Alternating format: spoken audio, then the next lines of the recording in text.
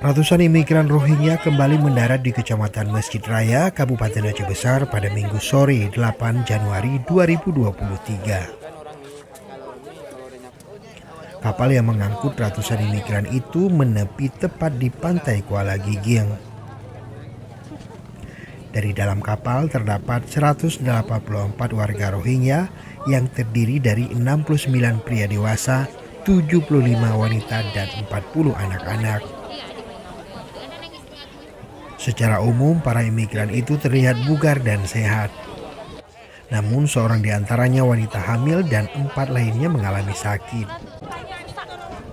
Kapolresta Banda Aceh Kombes Pol Irwan Fahmi Ramli mengatakan, para imigran Rohingya ini akan ditampung sementara di lokasi penampungan milik Dinas Sosial Provinsi Aceh. Sejauh ini pihaknya sudah berkoordinasi dengan instansi terkait termasuk UNHCR dan IOM.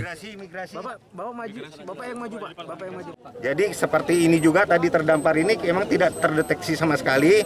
Ada informasi dari masyarakat, kita langsung berkoordinasi dan sama-sama ke TKP yang di lokasi sekarang ini. Dibawa kemana nih Pak? Jadi rencana untuk pengungsi ini kami udah koordinasi sama BPBD Aceh Besar, sama imigrasi, kemudian ada dinas sosial, kemudian ada IOM dan UNHCR dan stakeholder terkait TNI. Jadi sore ini pengungsi ini akan kami geser ke pengungsian di UPTD Dinas Sosial di Ladong. Sejak akhir Desember 2022 hingga Januari 2023, sudah 3 gelombang imigran Rohingya mendarat di pesisir pantai Aceh. Pada 25 Desember 2022, 57 imigran Rohingya mendarat di Kecamatan Masjid Raya Aceh Besar. Sehari berselang, 185 pengungsi kembali mendarat di Kabupaten Pidi.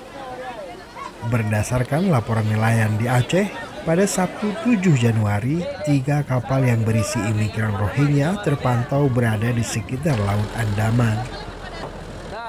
Dari Aceh Besar, Tim Liputan Aceh Video.